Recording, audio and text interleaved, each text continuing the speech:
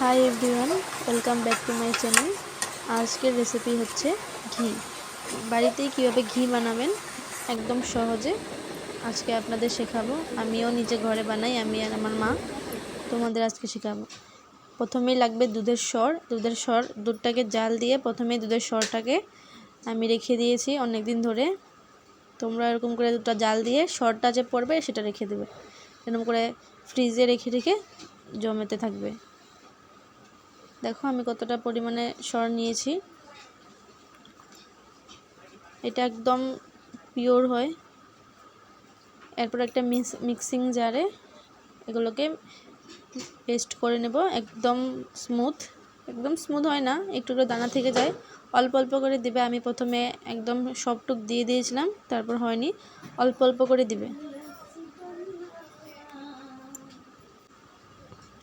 দেখো এগুলো আমি পেস্ট করে নেব।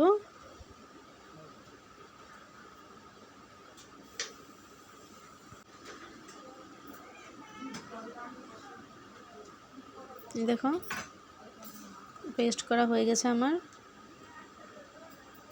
এবার একটা কড়াইতে এগুলোকে দিয়ে দেব, কিচ্ছু করতে হবে না, শুধু দিয়ে দেবা। এরপর এটাকে 5 মিনিট এটাকে ভালো করে জাল দিবা। তারপর একদম আঁচটাকে লো করে আধা ঘন্টার মতো জাল দিতে হবে।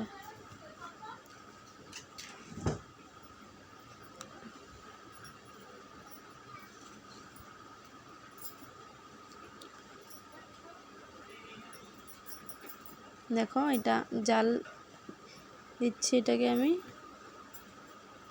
দেখো 5 মিনিট পর এটা তেল ছাড়তে শুরু করেছে।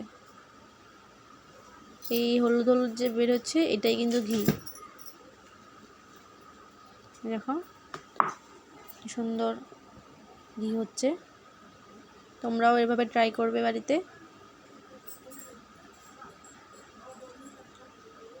আর কিনে খেতে হবে না, নিজেই ঘরে বানাতে পারবে। মাঝে মাঝে হালকা হালকা একটু নাড়াতে থাকবে, নাহলে নিচে লেগে থাকবে।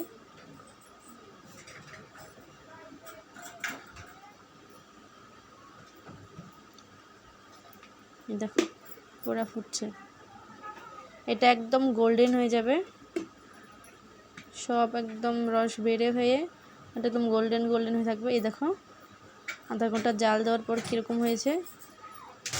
আমার কিন্তু এটা হয়ে গেছে। এবার আমি এটাকে নামিয়ে ছেঁকে নেব। এটা কাপড়ের সাহায্যেও করতে পারবে বা ছাঁকনির সাহায্যেও করতে পারবে। ঘিটা কিন্তু হয়ে গেছে আমার। দেখো একদম গোল্ডেন হয়ে গেছে।